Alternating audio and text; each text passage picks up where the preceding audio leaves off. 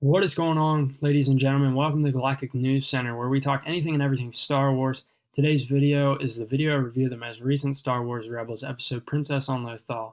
I'm not really sure that there's any major spoilers to give away here, but for anyone who doesn't want to know what happened in the episode, please click away now. So the whole premise of this episode is that Princess Leia is bringing ships to Lothal for humanitarian relief when she's really dropping off ships for the Rebels to add to their fleet, but the Empire obviously wouldn't let her do something like that, so she pretends it's a diplomatic mission.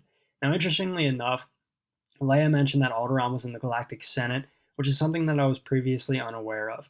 I know that the Emperor eventually did away with the Senate, but it's interesting to me that some planets, such as Alderaan, remained in the Senate, who were opposed to the Empire but weren't ready to openly oppose the Empire. So I think that's an interesting dynamic. I hope that we ultimately get to see the point where Leia gives up her diplomatic charade and openly supports the rebellion, and we start to see more and more planets walk away from the Empire and start to send more support to the rebellion.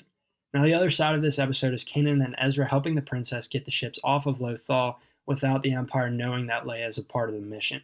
Now, Ezra's still pretty upset about his parents, which is fine. In any situation, what kid wouldn't be? But what struck me was that when Kanan was telling Leia that it's hard for someone as young as Ezra to go through so much, Leia responds like she knows the situation very well. And that's fine and good. Leia obviously lost her mom, even though if it wasn't childbirth. So then Leia and Ezra start having this emotional moment, and I'm just thinking to myself, wait, how old is Leia supposed to be in this episode? The character didn't appear to be that old. The voice actor sounded way older than the character appeared. And so for most of the episode, I couldn't even focus on the plot because I was left wondering how old Leia was compared to Ezra. Because I think they're supposed to be somewhere around the same age, but Leia's voice actor sounded like she was in her upper 20s, 30s, and the character is supposed to be, 15, 16, maybe 14 or something like that? Anyway, there isn't much plot to this one. There was a cool scene where the Imperial walkers are defending the ship, but other than that, it was just more of the Rebels making the Empire look like fools, which is something that Rebels has done quite a bit, and I'm not really fond of. So after a not-so-compelling battle that was pretty much highlighted by Kanan slicing through some legs of a walker, which is arguably the best scene in the whole entire episode for me, they were able to free the ships and make it appear like Leia had nothing to do with the whole thing. And after all this episode was not that great. It was pretty much what you'd expect from Rebels. Now, that's not to say that I don't enjoy Star Wars Rebels. I think it's good for Star Wars, but I'm almost entirely watching Rebels this season for the Ahsoka Vader confrontation that we're eventually going to get, as well as the appearance of Darth Maul. The only value I really get out of Rebels watching it is the emotional connections I had to characters that appeared in the Clone Wars and the actual movies. Other than those emotional connections, like I was talking about, I'm really not that excited for the rest of the season. The Rebels, in my opinion, really doesn't bring a whole hell of a lot to the table in that regard.